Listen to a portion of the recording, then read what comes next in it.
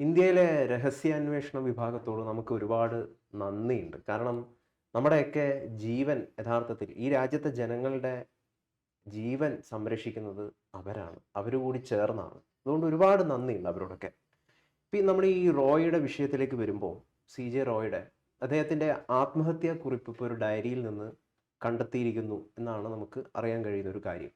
അപ്പോൾ ഇദ്ദേഹം നേരത്തെ തന്നെ പ്ലാൻ ചെയ്തിരുന്നു. അതായത് ഇല്ലാതാവണം എന്നുള്ളൊരു പ്രിപ്പറേഷൻ. ഞാനൊരു എക്സ്ട്രീം സ്റ്റെപ്പ് എടുക്കാൻ വേണ്ടി പോവാണ്, എന്നോട് നിങ്ങളെല്ലാവരും ക്ഷമിക്കണം എന്നൊക്കെയാണ് പറഞ്ഞിരിക്കുന്നത്. അപ്പോൾ ഒരു നമ്മളിപ്പോൾ ഒരു ശരീരത്തിലെ ഒരു സെല്ലിന് ക്യാൻസർ ബാധിച്ചു കഴിഞ്ഞാൽ ആ സെല്ലിനെ മുറിച്ച് കളയാണ് ചെയ്യുക. അതേപോലെ ഒരു വലിയ ചങ്ങലയിലെ ഒന്ന് വീക്കായാൽ ആ ചങ്ങല മുറിച്ച് കളയുക എന്നുള്ളത് അവർക്ക് തന്നെ ഒരു പക്ഷെ കിട്ടിയിരിക്കുന്ന നിർദ്ദേശമായിരിക്കാം, അല്ലേ? രണ്ടു തരത്തിൽ നമുക്ക് പറയാം. റോയി എന്ന് പറയുന്ന മനുഷ്യൻ അദ്ദേഹം ക്യാരി ചെയ്തിരുന്ന എന്തെല്ലാമാണ് അദ്ദേഹത്തിൻ്റെ തലച്ചോറിലോ അല്ലെങ്കിൽ ലാപ്ടോപ്പിലോ പെൻഡ്രൈവിലോ എന്തെല്ലാം രഹസ്യങ്ങൾ സൂക്ഷിച്ചിട്ടുണ്ടായിരിക്കും. ഇത് പലരുടെ ഉറക്കം കെടുത്തുണ്ടായിരിക്കും. നമുക്കറിയത്തില്ല അതിൻ്റെ വ്യാപ്തി എന്താണെന്ന് നമുക്ക് ആർക്കും അറിയത്തില്ല. അതിപ്പോഴും ഒരു പുകമറയ്ക്കുള്ളിൽ നിൽക്കുകയാണ്. എന്നാൽ പോലും ഇയാൾക്ക് അനിവാര്യമായ ഇയാളുടെ അന്ത്യത്തെക്കുറിച്ച് മറ്റാരേക്കാൾ കൂടുതൽ ബോധവാനായിരുന്നു റോയ്. ഇന്ന പ്രശ്നങ്ങൾ അപ്പോൾ ഇയാൾക്കറിയാം, ഇയാൾ ചെയ്ത കാര്യങ്ങൾ മുഴുവൻ ഇയാൾക്കറിയാം. അപ്പോൾ ഇന്ന പ്രശ്നങ്ങളുണ്ടായിരുന്നു, അതിന് തന്നെ തേടി താനിത് തെളിവുകൾ കൊടുക്കുന്നൊരു സാഹചര്യം ഉണ്ടായാൽ തന്നെ തേടി വേട്ടക്കാരെത്തുമെന്നും ആ വേട്ടക്കാർ തന്നെ ഇല്ലാതാക്കുമെന്നും ഉത്തമ ബോധ്യം വന്നു കഴിഞ്ഞപ്പോൾ അദ്ദേഹം ചില കാര്യങ്ങൾ ലോകത്തെ അറിയിക്കാൻ വേണ്ടി, അദ്ദേഹത്തെ കുടുംബത്തെ അറിയിക്കാൻ വേണ്ടി അദ്ദേഹം തയ്യാറാക്കിയ 9 പേജുള്ള ആത്മഹത്യക്കുറിപ്പാണ് ഇപ്പോൾ കിട്ടിയിരിക്കുന്നത്. അതിൽ നിന്ന് ഡീറ്റെയിൽസ് കുറേശ്ശെ പുറത്ത് വരുള്ളൂ. എന്നാൽ ഒരു കാര്യം, ആ ഒരു ആത്മഹത്യക്കുറിപ്പ് സത്യസന്ധമാണെങ്കിൽ ഒരു കാര്യം നമുക്ക് നിഷ്പക്ഷമായിട്ട് അല്ലെ ഫൈനലായിട്ട് പറയാം, ഇദ്ദേഹം ആത്മഹത്യ ചെയ്തതാണ്. രണ്ടാമത്തെ ചോദ്യം, പിന്നെ എന്തിനാണ് ആത്മഹത്യ എന്നുള്ളത് അറിയണമെങ്കിൽ ആ കത്തിലെ വിശദവിവരം അറിയണം. എക്സ്റ്റേണൽ ഫോഴ്സിൻ്റെ പ്രഷറാണോ, അത് നമ്മുടെ തന്നെ താങ്കൾ ആദ്യം സൂചിപ്പിച്ച ഇൻവെസ്റ്റിഗേറ്റിംഗ് ഏജൻസികളുടെ പ്രശ്നമാണോ, ഇൻ്റലിജൻസ് ബ്യൂറോക്കാരെ അതിന് ഇടപെട്ടിട്ടുണ്ടോ? ഇത്തരം 100 ചോദ്യങ്ങളുണ്ട്. ഈ ചോദ്യങ്ങൾക്ക് ഉത്തരം പതുക്കെ ഈ ആത്മഹത്യക്കുറിപ്പിൻ്റെ പൂർണ്ണമായ വിശകലനം കഴിയുമ്പോൾ മാത്രമേ കിട്ടുള്ളൂ. ഇതിൽ എനിക്ക് കഴിഞ്ഞ ദിവസം ഇദ്ദേഹത്തിൻ്റെ ഈ അന്ത്യോപചാരം, അപ്പോൾ അമ്മയുടെയൊക്കെ കരച്ചിൽ കാണുമ്പോൾ ശരിക്കും പറഞ്ഞു കഴിഞ്ഞാൽ വല്ലാത്ത രീതിയിൽ വേദന തോന്നി. കാരണം ഇത്രമാത്രം സമ്പാദിച്ച അല്ലെങ്കിൽ ഇത്രമാത്രം ഒരു വലിയ ഉന്നതിയിൽ നിന്നൊരാൾ എന്തിന് ആത്മഹത്യ ചെയ്തു എന്നുള്ളതൊക്കെയാണ് ആ ഒരു ഇതിലൊക്കെ ഉള്ളത്. ഇവിടെ ഒരു പ്രശ്നമുള്ളത് എന്താ വെച്ച് കഴിഞ്ഞാൽ, നമ്മുടെ നാട്ടിലെ ചില ആളുകൾക്ക് ഒരു ധാരണയുണ്ട്. അതായത് എന്ത് വൃത്തികേടും എന്ത് കള്ളത്തരവും ചെയ്യാം, പിടിക്കപ്പെട്ടു കഴിഞ്ഞാൽ BJP യെ കുറ്റം പറയാം, അല്ലെങ്കിൽ സുരക്ഷാ ഉദ്യോഗസ്ഥരെ IT വിഭാഗത്തൊക്കെ പറയാം. ആ ഒരു പ്രവണത യാതൊരു തരത്തിലുള്ള ഒരു ഒരു കോൺക്രീറ്റ് ആയിട്ടുള്ള എവിഡൻസും ഇല്ലാതെ IT വിഭാഗത്തെയും അതോടൊപ്പം തന്നെ BJP-നെയും ഇത് മോദിയാണ് കൊന്നത് എന്നൊക്കെ പറഞ്ഞിട്ടുള്ള വേണ്ടാത്ത അനാവശ്യമായിട്ട്, അതായത് കള്ളം പിടിച്ചു കഴിഞ്ഞാൽ ഉഡായിപ്പ് പിടിച്ചു കഴിഞ്ഞാൽ ഉടനെ മോഡിയുടെ തലയിലേക്ക് കൊണ്ടിടുക എന്ന് പറയുന്ന ഒരു പ്രവണതയുണ്ട്. അത് ഭയങ്കര മോശമാണ് ആ പ്രവണത. അത് ഇതിൽ കാണാൻ വേണ്ടി സാധിക്കുന്നില്ല. അങ്ങനെ ഒരു പ്രവണത നിലനിൽക്കുന്നതിൻ്റെ കാരണം എന്താ അറിയോ? ട്രാൻസ്പെറൻസി, സുതാര്യത എന്ന് പറഞ്ഞ ചില കാര്യങ്ങളുണ്ട്. ഈ കാര്യം അവിടുത്തെ കാര്യത്തിൽ ഇപ്പോൾ ഇത്രയും ഊഹാപോഹങ്ങൾ ഉണ്ടാകാനുള്ള പ്രധാനപ്പെട്ട കാരണം ഈ ഇൻകം ടാക്സിൻ്റെ ആണെങ്കിലും ഏതെങ്കിലും ബന്ധപ്പെട്ട ഉദ്യോഗസ്ഥരാണെങ്കിലും അവിടെ ചെന്നപ്പോൾ ആ റെയ്ഡ് ഈ CCTV ക്യാമറ മുഴുവൻ നോൺ ഫങ്ഷണൽ അല്ലാതാക്കി. അതറിയത്തില്ല. അല്ല, അത് ഒരു പക്ഷേ അതെല്ലാം നമുക്ക് ഇതെല്ലാം പറഞ്ഞ വിശദമായ ഒരു അന്വേഷണത്തിൻ്റെ അവസാനത്തിൽ മാത്രമേ ഇത്തരം കാര്യങ്ങൾ പുറത്തു വരുള്ളൂ. നമുക്ക് അതുവരെ വേണം മോഡി നേരിട്ട് വന്ന് കുത്തിക്കൊന്നേരം പത്രക്കാർ പറഞ്ഞു വരും, മീഡിയ പറഞ്ഞു വരും. അതിനുള്ള അത്ര ഒരു രാജ്യമാണ് നമ്മുടെ. പല കാര്യങ്ങളും അനങ്ങാമല കിടക്കുന്ന കുത്തിക്കൊന്നെന്ന് പറഞ്ഞ കേസ് ഉണ്ടായിട്ടുണ്ട്. ചത്തുപോയതിനെ പ്രതിയാക്കിയ കേസ് ഉണ്ടായിട്ടുണ്ട്. അത് നമ്മൾ വിചാരിക്കേണ്ട ആവശ്യമില്ല. പക്ഷെ ഇതിൽ റോയി ആത്മഹത്യ ചെയ്താണെന്നുള്ളത് ഇപ്പോൾ ഏറെക്കുറെ എല്ലാവരും കൺവിൻസ്ഡായി. അതിൻ്റെ അകത്ത് മറ്റാർക്കാ റോയിയുടെ ആത്മഹത്യക്ക് വേറെ ഏജൻസി അന്വേഷിച്ചു വെച്ചാൽ റോയി ആത്മഹത്യ ചെയ്യണമെന്നില്ലുണ്ടോ? ഇവിടെ ഏജൻസികൾ അന്വേഷിച്ചു എന്ന് വെച്ച് റോയി ആത്മഹത്യ ചെയ്യണമെന്നില്ല. അതിൻ്റെ അർത്ഥം റോയിയുടെ ഭാഗത്തും ചില തെറ്റുകളുണ്ടായിരുന്നു. ഞാനൊരു എക്സ്ട്രീം സ്റ്റെപ്പ് എടുക്കുന്നു എന്നുള്ളതാണ് അദ്ദേഹം പറഞ്ഞിരിക്കുന്നത്. എന്നോട് ക്ഷമിക്കുക എന്നും പറഞ്ഞിട്ടുണ്ട്. എന്തിനാണ് ആ എക്സ്ട്രീം സ്റ്റെപ്പ് എടുക്കുന്നത്? അദ്ദേഹത്തിന് ഇപ്പം അഥവാ അദ്ദേഹം ഏത് ബിസിനസ്സുകാരും ഇപ്പം നാട്ടുകാരെല്ലാവരും പറയുന്നതാണ്, ഒരു വലിയ സാമ്രാജ്യം കെട്ടിപ്പടുക്കുന്നുണ്ടെങ്കിൽ വളരെ നീറ്റ് ആൻഡ് ഡീസൻ്റ് ആയിട്ടൊന്നും ചെയ്യാൻ പറ്റില്ല. അതിൻ്റെ ചില തിരിമറികളൊക്കെ നടത്തിയിട്ട് ചെയ്യാൻ പറ്റുള്ളൂ. അതേ രീതിയിൽ എന്തെങ്കിലും തരത്തിലുള്ള ടാക്സ് വെട്ടിപ്പോ അല്ലെങ്കിൽ മറ്റു പരിപാടികളൊക്കെ ചെയ്തിട്ടുണ്ടെങ്കിൽ തന്നെ ചെറിയ രീതിയിലുള്ള എന്തെങ്കിലും ഫൈൻ കൊടുക്കുകയോ അല്ലെങ്കിൽ അതിൻ്റെതായ രീതിയിലുള്ള ശിക്ഷാ നടപടികളിലൂടെയും പോയിട്ട് ഇദ്ദേഹത്തിന് വേണമെങ്കിൽ പരിഹരിക്കാമായിരുന്നു.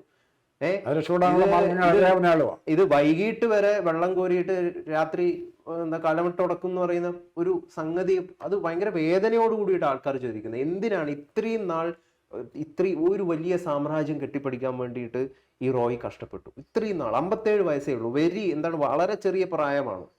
ഇനി അദ്ദേഹത്തിന് വലിയ വലിയ സാമ്രാജ്യങ്ങളും വലിയ വലിയ സ്വപ്നങ്ങളും കൊയ്തെടുക്കാൻ വേണ്ടി സാധിക്കും. ലോകം മുഴുവൻ എസ്റ്റാബ്ലിഷ്ഡ് ബ്രാൻഡായി റിയൽ എസ്റ്റേറ്റ് രംഗത്ത്, ലോകം മുഴുവൻ ഗൾഫിലും ഒക്കെ ആയി തുടങ്ങിയത്. പക്ഷെ ആ വളർച്ചയുടെ സെക്കൻഡ് സ്റ്റേജിലാണ് ഇയാളുടെ ജീവിതം അവസാനിക്കുന്നത്. ഞാൻ പറയുന്ന 57 എന്ന് പറയുന്നത് വളരെ ചെറിയ പ്രായമാണ് സാർ. 57. ഇദ്ദേഹം ബിൽഗേറ്റ്സ് ഒന്നും ആയിട്ടില്ലല്ലോ, അല്ലെങ്കിൽ സ്റ്റീവ് ജോബ്സ് ഒന്നും ആയിട്ടില്ലല്ലോ. അല്ലെങ്കിൽ അത് ആ ഒരു പ്രായത്തിൽ തന്നെ അദ്ദേഹം എന്തിനത് ചെയ്തു എന്നുള്ളതാണ്. എന്തിന് ചെയ്ത് കാണണം? അയാളുടെ വായിൽ നിന്നും എന്തെങ്കിലും രഹസ്യങ്ങൾ വന്നാൽ അത് ചിലപ്പോൾ അയാളുടെ കുടുംബത്തെ ബാധിക്കുന്നതായിരിക്കും, അയാളുടെ ബിസിനസ്സിനെ ബാധിക്കുക, അയാളുടെ ബിസിനസ് പങ്കാളികളെ ബാധിക്കുന്നതായിരിക്കും, അല്ലെങ്കിൽ ഏതെങ്കിലുമൊക്കെ രാഷ്ട്രീയ നേതാക്കളെ ബാധിക്കുന്നതായിരിക്കും. പലയിടത്തും ഉണ്ടാകും, സംസ്ഥാനത്തെയാകും, കേന്ദ്രത്തിലെ ആരുമാകാം, അയാൾ ബന്ധപ്പെട്ടത് പാർട്ടികൾ. അപ്പം ഇയാളുടെ വാ തുറക്കാതിരിക്കുക, അല്ല വാ അടച്ചു വെക്കുക എന്നുള്ളത്. ഇപ്പം നമ്മുടെ ശിവശങ്കരൻ ജയിലിൽ കിടക്കുക, പുറത്തൊക്കെ ഇറങ്ങി ആരെങ്കിലും കാണുക അഭിപ്രായം പറയുകയും ചെയ്യുന്നുണ്ട്. അതിനുള്ള അവസരമായി കിട്ടിയില്ല. അങ്ങനെ വേറെ 2-3 പാർട്ടികൾ ഇവിടെ കിടപ്പുണ്ട്, ജാമ്യം കൊടുക്കാതെ ഇങ്ങനെ ഇട്ടുകൊണ്ടിരിക്കും. ഇങ്ങനെ 30-40 വർഷമായിട്ട് ഈ ജയിലിൽ കിടപ്പുള്ളവരാണ്. അപ്പോൾ കാരണം അവർ പുറത്തിറങ്ങി പറയാൻ പോകുന്ന സത്യം എന്താണെന്നുള്ളതിനെക്കുറിച്ച് നമ്മൾ മുമ്പേ പറഞ്ഞ വിഭാഗത്തിൽപ്പെട്ട ആരെങ്കിലുമാണ് റോയിയുടെ പിന്നിലുണ്ടെങ്കിൽ, നമ്മൾ കുടുംബത്തിലെ കാര്യം പറഞ്ഞു, അതിനുള്ള സാധ്യത തർക്കത്തിലേക്ക് വരുന്നുണ്ട്. ഇപ്പോൾ വീണ്ടും ഭാര്യയുടെ അന്യത്യവും അവരുമായിട്ടുള്ള തർക്കങ്ങളെക്കുറിച്ച് വരുന്നുണ്ട്. ഏത് ബിസിനസ് ഗ്രൂപ്പിലും ഒരു പരിധി വിട്ടുള്ള വളർച്ച കഴിയുമ്പോൾ അൺനാച്ചുറലായിട്ടുള്ള ഗ്രോത്താണ് നമ്മൾ കാണുന്നതെങ്കിൽ ഫൗൾ പ്ലേ ഉണ്ട്. ഒരുപക്ഷെ സർക്കാരിനെ വെട്ടിക്കുന്നതായിരിക്കും. മല്ലികയാണ് എൻ്റെ മുമ്പിലുള്ള ആദ്യം നമ്മുടെ മുമ്പിൽ തെളിഞ്ഞു വരുന്ന മല്ലികയും അരപ്പാവാട് കൊടുത്ത പെണ്ണുങ്ങളുടെ ക്രിക്കറ്റ് സ്റ്റേഡിയത്തിലെ ഡാൻസുമാണ്. എത്ര നാട്ടുകാരുടെ പൈസയില്ലേ ഇത് മുഴുവൻ അവർക്ക് വേണ്ടി കൊടുത്ത് പൊടി പൊടിച്ചുകൊണ്ടിരുന്ന എത്രയാണ്. ഇതിലിപ്പോൾ CCTV ദൃശ്യങ്ങൾ ഇല്ല എന്നുള്ളതാണ്. അപ്പോൾ CCTV ദൃശ്യങ്ങൾ പോസ്റ്റ്മോർട്ടം റിപ്പോർട്ടിൽ പറയുന്നു ഇടത് നെഞ്ചിലൂടെ ഈ ബുള്ളറ്റ് പോയി പുറകിലേക്ക് എത്തി, അതാണ് മരണകാരണം എന്ന് പറയുന്നു. ഇപ്പം പക്ഷേ CCTV ദൃശ്യങ്ങളില്ല. അതും കൂടി ഉണ്ടായിരുന്നെങ്കിൽ ഒരു വളരെ കോൺക്രീറ്റ് ആയിട്ടുള്ള ഒരു എവിഡൻസ് കിട്ടുമായിരുന്നു. പക്ഷേ ഈ CCTV ദൃശ്യങ്ങൾ ആ ദിവസം അപ്രത്യക്ഷമായതല്ല, കുറച്ച് ദിവസങ്ങളായിട്ടേ വർക്ക് ചെയ്യുന്നില്ല എന്നുള്ളതാണ്. അപ്പം ഓൾറെഡി ഇപ്പം ഈ റോയ് ആത്മഹത്യ ചെയ്യാൻ പ്രിപ്പയർ ചെയ്തിട്ടുണ്ടായിരുന്ന ഒരാളാണ്. അപ്പം ഇദ്ദേഹം തന്നെ ആ CCTV ദൃശ്യങ്ങൾ വിച്ഛേദിച്ചതാണോ എന്ന് ഉള്ളൊരു സംശയം ഉയരുന്നുണ്ട്. അതിലൊരു നമുക്ക് അത് റോയി ആവാം ആണെങ്കിലും ഇല്ലെങ്കിലും ആ CCTV ദൃശ്യങ്ങൾ ഇല്ലാതെ വന്നു എന്നുള്ളതാണ് ഈ കേസിനെ ഏറ്റവും ദുരൂഹമാകുന്നത്. റോയി ആത്മഹത്യ ചെയ്യേണ്ട സാഹചര്യം ഉണ്ടായിരുന്നു. അല്ല, ആത്മഹത്യയിലെ റോയിയെ കൊല്ലാൻ തയ്യാറായി. ഇപ്പം ലേറ്റസ്റ്റ് യൂട്യൂബിൽ കേൾക്കുന്ന വാർത്തകളാണ്. ഇയാളുടെ കയ്യിൽ നിന്നുള്ള തോക്ക്, ഇന്നലെ നമ്മൾ പറഞ്ഞ വിഷയം, പിടിച്ച് മേടിച്ചിട്ട് വേറെ വെടിവെക്കുന്നില്ലേ? അപ്പോൾ കയ്യിൽ ആരുടെ തോക്കായിരിക്കും. ഇവിടെ വേറൊരു ദുരൂഹത എല്ലാം എന്താണെന്നറിയോ സാറേ? അതായത് ഈ സൗണ്ട് ഉണ്ടല്ലോ, ഈ ശബ്ദം ആരും കേട്ടിട്ടില്ല. അതായത് ഇപ്പൊ ഈ പരാതി കൊടുത്തിരിക്കുന്ന ബന്ധുക്കളെ പരാതി കൊടുത്തിട്ടുണ്ടല്ലോ, അതിൽ പോലും പല രീതിയിലുള്ള വൈരുദ്ധ്യങ്ങൾ. വെടിവെച്ച കേട്ടില്ല, വെടിവെച്ച കേട്ടില്ല, ആരും. പക്ഷേ ഇപ്പോഴത്തെ പുതിയ സിസ്റ്റത്തിലെ തോക്കുകളിലൊക്കെ ശബ്ദമില്ലാത്ത തോക്കുകൾ ഇഷ്ടം പോലെ ഉണ്ട്. എന്നാൽ പോലും ഈ ഒരു ഞരക്കോ മൂളലോ കരച്ചിലോ ഇത് എത്ര സമയം എടുത്ത് കാണും? ഉടനെ ചെന്ന് കാണിയല്ലേ? ഈ ഒരു അന്വേഷണത്തിൻ്റെ സമയത്ത് കസ്റ്റഡിയിലിരിക്കുന്ന ഒരു പ്രതി, നല്ല അക്യൂസ്ഡ് കയ്യിലിരിക്കുന്ന ഇയാൾ അത്രയും നേരം അവിടെ കാണാതെ വന്നപ്പം സ്വാഭാവികമായിട്ട് ഇവർ അന്വേഷിക്കില്ലേ? അതിൻ്റെ അർത്ഥം എന്താണ്? അവിടെയാണ് ഈ ദുരൂഹത കൂടി വരുന്നത്. എന്തായാലും ഒരിക്കലും അവസാനിക്കാത്ത ദുരൂഹതയാണ് ഈ വിഷയത്തിൽ. നമുക്ക് ഒരു കൺക്ലൂഷനിലും, അല്ലെങ്കിൽ ഇതിന് പിന്നിൽ ഒരാളാണെന്നോ അല്ലെങ്കിൽ ഒരു അന്താരാഷ്ട്ര തലവനുണ്ട് ഇതിന്റെ പിന്നിൽ എന്നൊന്നും നമുക്ക് കൺക്ലൂഡ് ചെയ്യാൻ പറ്റില്ല. പക്ഷെ ഇതൊക്കെ സാധ്യതകളാണ്. ഇതെല്ലാം സാധ്യതകളാണ്. പോലീസ് അന്വേഷിക്കുന്നതും ഇത്തരത്തിലുള്ള ഹൈപ്പോത്തസിസുകളിലൂടെ അല്ലെങ്കിൽ ഇത്തരത്തിലുള്ള അസംഷനിലൂടെയാണ് അവർ സത്യത്തിലേക്ക്. ഇന്നലെ ആർഗ്യുമെന്റ് ഉണ്ട്, ഇങ്ങനെ ഗൾഫിൽ നിന്നാണ് വരുന്നത് അന്വേഷണ ഉദ്യോഗസ്ഥന്മാരെ ഫേസ് ചെയ്യാനായിട്ട്. അപ്പം ഇദ്ദേഹത്തിനെ കൊല്ലണം എന്ന് ആഗ്രഹിക്കുന്നവർക്ക് ഒരു വിമാനാപകടം ഉണ്ടാക്കിയാൽ മതി. ആരും സംശയിക്കരുത്, പോരുന്ന വഴിക്ക് ഒരു വിമാനാപകടം ഉണ്ടാക്കിയാൽ മതി. ചിലപ്പോൾ ചാർട്ടേഡ് ഫ്ലൈറ്റ് ആയിരിക്കും. ഒരു അപകടം ഉണ്ടാക്കുന്നതിന് പ്രശ്നമില്ല. മറ്റേ പുള്ളി നമ്മളെ കഴിഞ്ഞ ദിവസം അജിത് പവാർ, ഇതെങ്ങനെയാണെന്ന് അറിയത്തില്ല. അങ്ങനത്തെ അപകടം ഉണ്ടാക്കി കൊല്ലാനുള്ള കോൺഫിഡൻസ് ഗ്രൂപ്പിലെ റോയിയുടെ ശത്രുക്കളായിട്ട് ആരെങ്കിലും ഉണ്ടായിരുന്നെങ്കിൽ അവരും രണ്ടുപേരും കരുത്തരാ. ആരാ കരുത്തനുള്ള തർക്കം മാത്രമേ ഉള്ളൂ. അല്ലെങ്കിൽ റോയിക്ക് ഇപ്പോൾ ആത്മഹത്യ ചെയ്യേണ്ട പ്രശ്നം എന്താ, കാരണത്തെക്കുറിച്ച് നമുക്ക് ഒരു ധാരണയില്ല. ഇപ്പോൾ ഇതിൽ റോയും അതോടൊപ്പം തന്നെ റിസർച്ച് ആൻഡ് അനലൈസിസ് വിങ്ങും ഇന്റലിജൻസ് ബ്യൂറോയുടെ ഒക്കെ ഇടപെടൽ ഒരു പക്ഷേ ഈ വിഷയത്തിൽ ഇൻകം ടാക്സിനൊക്കെ ഉപരിയായിട്ട് പുറകിൽ ഇവരും ഉണ്ട് എന്ന് പറയുന്ന ചില സംശയങ്ങളും എന്താണ് അങ്ങനെയുള്ള ഇത് കാര്യങ്ങളൊക്കെ ഉയരുന്നത്. Slovakian connection. കാരണം എന്തുകൊണ്ടാന്ന് വെച്ച് കഴിഞ്ഞാൽ ഇത് ഇന്ത്യയിൽ മാത്രം ബന്ധപ്പെട്ടിരിക്കുന്ന വിഷയമല്ല, രാജ്യാന്തരപരമായിട്ടുള്ള സംഗതികൾ ഇതിൽ ഉൾപ്പെടുന്നുണ്ട് എന്നുള്ളതാണ്. അതാണ് റോയിയുടെ സ്ലോവാക്യ ബന്ധം എന്ന് പറയുന്നത്. അപ്പോൾ ഇദ്ദേഹം എന്തിനാണ് ഈ ഹോണറി ഈ കോൺസിൽ സ്ഥാനം എന്തിനാണ് ഇദ്ദേഹം ആ കൺട്രിയുടെ മാത്രമായിട്ട് ഇത്രയും കോടി രൂപ എത്രയോ വലിയ ചക്രവാണി പറയുന്നുണ്ട്, അതെ, എന്തിന് വാങ്ങി എന്നുള്ളതാണ് ചോദ്യം. അതും മറ്റ് വിജയ് മല്യക്കില്ല, ഇവിടെയുള്ള മറ്റ് പല പ്രമുഖരായിട്ടുള്ള ആളുകളും ഈ നാട്ടിൽ ബിസിനസ് ചെയ്യുന്നുണ്ട്. ഇവരൊന്നും ഈ രാജ്യത്തിന്റെ പൈസ കൊടുത്ത് വാങ്ങുന്നില്ല. വൈ? എന്തിന് അവിടുത്തെ പൈസ വാങ്ങുന്നു? ഇയാൾക്കൊരു സെലിബ്രിറ്റി അല്ലെ മാന്യതയുടെ മുഖംമൂടി വേണം. ആ മുഖംമൂടിക്കാണ് ഇയാൾ മേടിച്ചിരിക്കുന്നത്.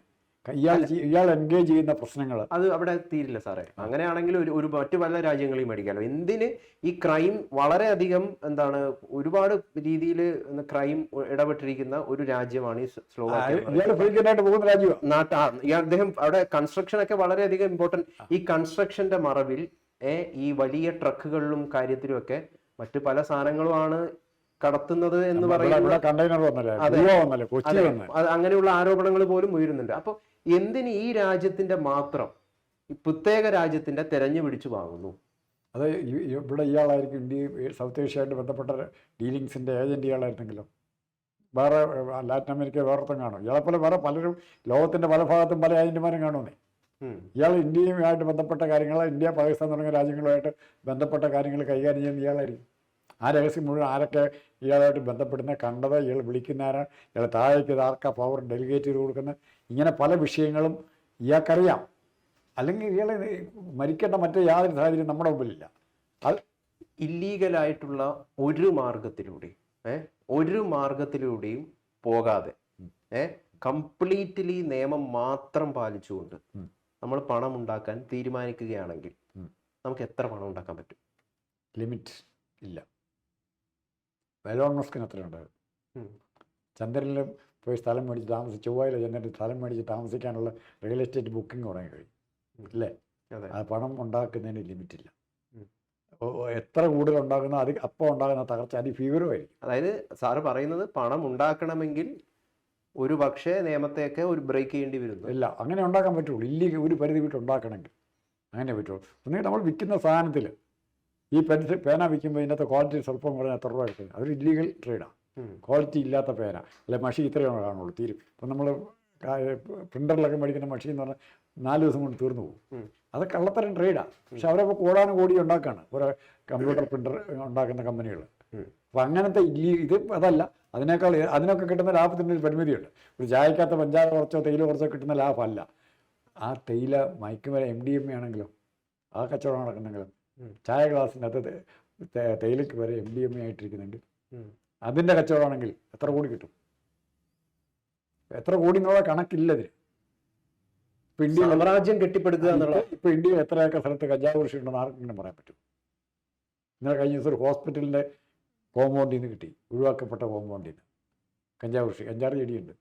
ഇപ്പം ഇന്ത്യയിൽ എത്ര ഉണ്ടെന്ന് ആർക്കും എങ്ങും പറയാൻ പറ്റില്ല. അപ്പോൾ ഇത് മൊത്തം കൺട്രോൾ ചെയ്യുന്ന ഒരുത്തൻ ഇത്തരം വിഷയങ്ങൾ ഒരു വ്യക്തിക്ക് ഒരു 1-2 ഗ്രൂപ്പ് ചെറിയ ഗ്രൂപ്പുകൾക്ക് ചെയ്യാൻ പറ്റില്ല.